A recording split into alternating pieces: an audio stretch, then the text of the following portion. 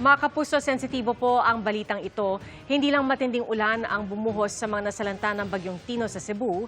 Sakit at hinagpis din ang inabot ng mga namatayan gaya ng isang lalaki sa Liloan na pilit isinalba ang nalunod niyang misis. Ang madamdaming tagpong yan sa pagtutok ni Bernadette Reyes. Sa pagtama ng Bagyong Tino noong Martes, umakyat sa bubong ang ilang residente para takasan ng kulay putik na bahang nagpalubog sa kanilang bahay sa Liloan, Cebu. Pero may mga hindi nakaligtas.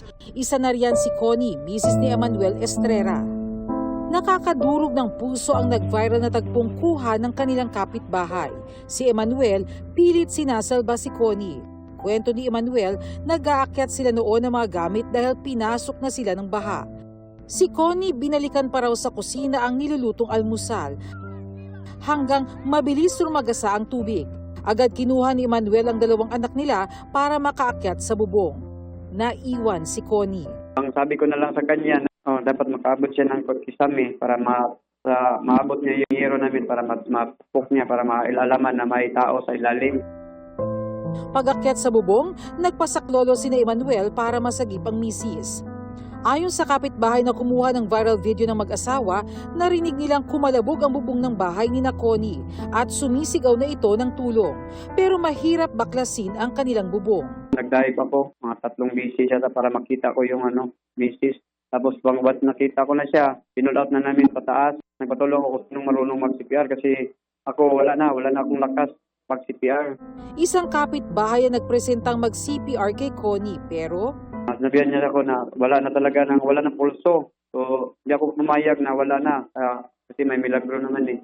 So, ako na lang doon hanggang nag-CPR hanggang maghapon.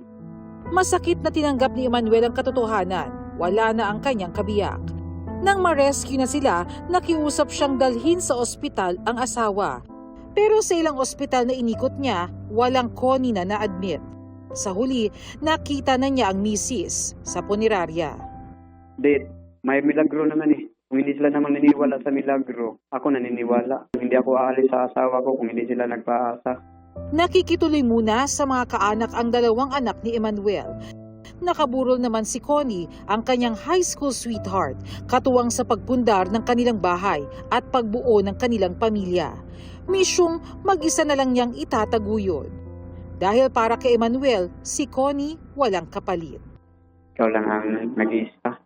Sabi ko, ikaw na ang simula at katapusan. So lahat ng mga pangarap natin, uuwi natin kasama yung mga bata.